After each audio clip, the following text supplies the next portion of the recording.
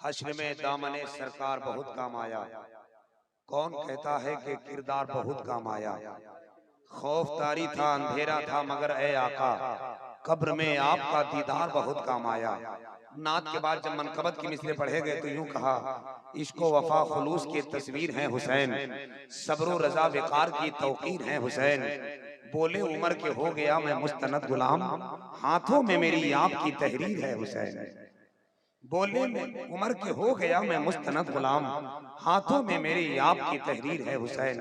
हजरात, इस वक्त मैं निजामत के लिए नहीं, बस ऐसी थोड़ी दो मिनट के लिए खड़ा हो गया हूँ। चूंकि आप लोग खड़े हैं इसलिए मैं खड़ा हो गया हूँ। थोड़ी देर बैठे।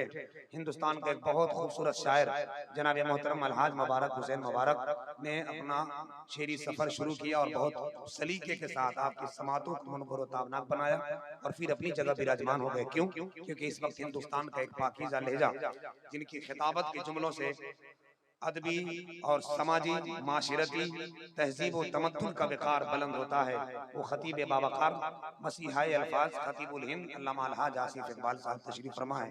अब तो खिताबत में उनके और चार चांद लग जाएंगे, क्योंकि आस्ताना बैतुल अनवार का वो अजीम शान चमकती इमारत का एक हसीन मीनार, इश्को वफा का ताजमहल, हुजूर पीर तरीकत शहजादे शम्स मिल्लत हुजूर अमीन मिल्लत की शक्ल में मुस्कुराता चेहरा मेरे सामने बैठा हुआ है।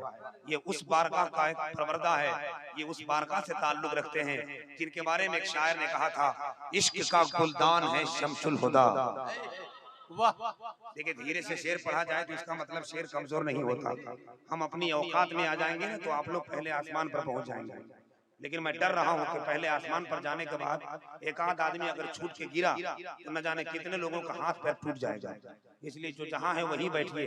खुदा की कसम, मेरा ईमान कहता है, लश्कर बड़ा उधर था परेशान खड़ा था, इस पार 3-13 का तूफान खड़ा था, कैसे भला हारते असहाबे पैगंबर, चट्टान बन के सामने ईमान खड़ा था।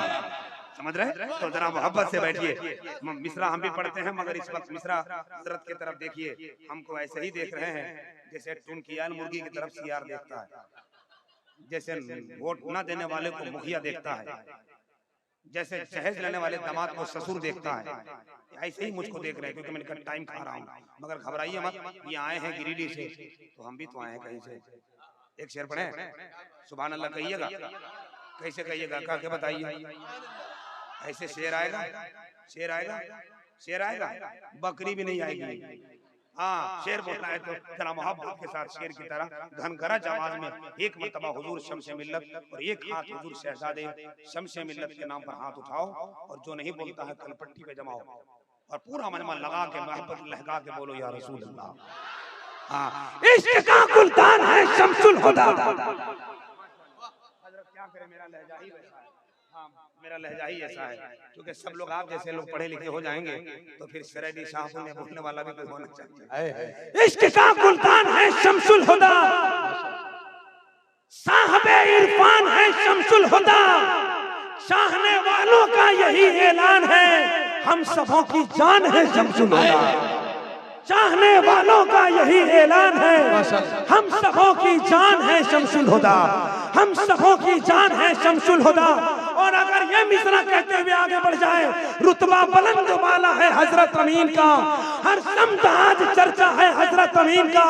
कहते हैं जिनको शम्से मिल्लत अदब से लोग, उन्हीं के जैसा चेहरा है अमीन, उन्हीं के जैसा नारे रिसालत होगा, नकीबे अहले सुन्नत, पीरे तरीक़त से लोग, उन्हीं के जैसा चेहरा है हजरत अमीन का, उन्हीं के जैसा चेहरा है हजरत अमीन का। ये नाम दे रहे हैं, ट्रेन में मोहब्बत के साथ काम आएगा। खुदा की कसम, कभी कभी ऐसा मसला होता है, आप जब इनाम देते हैं तो अभी कुछ शायर लोग ऐसे आए हैं कि बैग लेके पढ़ रहे हैं, बैग लेके। एक दिन ऐसा आएगा 26-27 में कि सीमेंट का बोरा लेके पढ़ेंगे। हाँ हाँ हाँ, अभी आने वाला है, तो घबराइए मत। हाँ, और हम तो मुबारक भाई को कहते हैं कि कभी जब ऐसे इलाके में आइए तो आप थोड़ा सा बड़ा बैग लेकर आइए। हाँ, क्योंकि कभी कभी किसी कोने से किसी मजबूत धागे से लिपट जाए तो क्या होगा, 10 का नोट किसी धागे से लिपट जाए तो क्या होगा।